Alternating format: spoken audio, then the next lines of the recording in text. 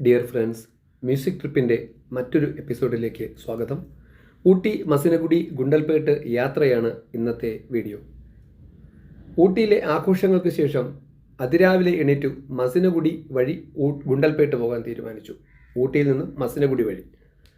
ഊട്ടിയിലെ അസഹ്യമായ തണുപ്പിൽ പ്രഭാതകൃത്യങ്ങളോടൊപ്പമുള്ള കുളി മാത്രം അതികഠിനമായിരുന്നു. അത്രയ്ക്ക് തണുപ്പ്.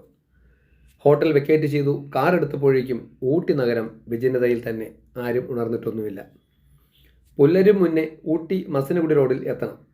വൺ വേ റൂട്ടായതിനാൽ യാത്രയ്ക്ക് നിയന്ത്രണമുണ്ട്. ചെക്ക് പോസ്റ്റിൽ ആരെയും കണ്ടില്ല. വണ്ടി പറത്തി വിട്ടു. സൂര്യവെളിച്ചം നീലഗിരി കുന്നിൽ പതിക്കും മുമ്പ് ചുരമിറങ്ങി. താഴ്വാരത്തെത്തി ശ്വാസം വിടും മുമ്പ് പോലീസ് മാമൻ്റെ കയ്യിൽപ്പെട്ടു. അവിടെ ചെക്ക് പോസ്റ്റിൽ എന്നെ തടഞ്ഞു നിർത്തി. തിരിച്ചു പോകണമെന്നായിരുന്നു എന്നോടുള്ള നിർദ്ദേശം. അത് വളരെ ദൂരം കൂടുതലാണെന്നും വളരെ അത്യാവശ്യമായി മൈസൂർ എത്താനുള്ളതുമാണെന്ന് പറഞ്ഞതുകൊണ്ട് എന്നാൽ ഓക്കെ, ഒരു പരിഹാരമെന്നുള്ള നിലയിൽ ദക്ഷിണ വയ്ക്കാൻ പറഞ്ഞു. ദക്ഷിണ വെച്ച് അദ്ദേഹത്തിന് സലാമും പറഞ്ഞ് നേരെ വണ്ടിയെടുത്ത് വീണ്ടും മസിനഗുഡി റൂട്ടിലേക്ക് തിരിച്ചു.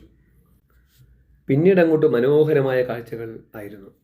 ഇളം മഞ്ഞിൻ കുളിരുമായി കാറ്റും ചെറു കോടയും നയനാനന്ദകരമായി അങ്ങനെ നിൽപ്പുണ്ടായിരുന്നു.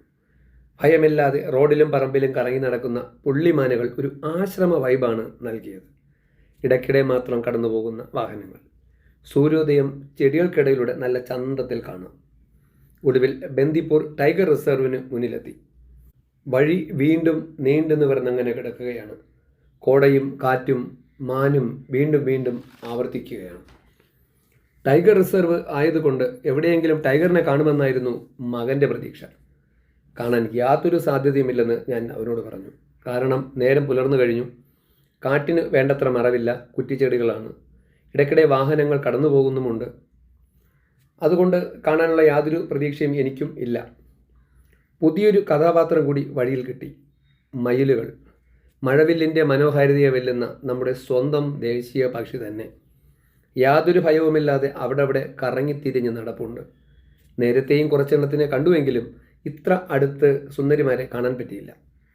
കാടുകളിൽ സ്ഥിര സാന്നിധ്യമായ വാനരക്കൂട്ടത്തെ കാണാൻ പറ്റിയില്ല എങ്കിലും കുറച്ചെണ്ണം മരങ്ങളിൽ ചാടിയോടി അവിടെ എവിടെയൊക്കെ നടപ്പുണ്ട്. ഫോട്ടോ പിടിക്കുന്ന കണ്ടപ്പോൾ ഒരെണ്ണം പോസ്റ്റ് ചെയ്യാൻ തുടങ്ങി. വണ്ടി ഗുണ്ടൽപേട്ട് എത്താറായി.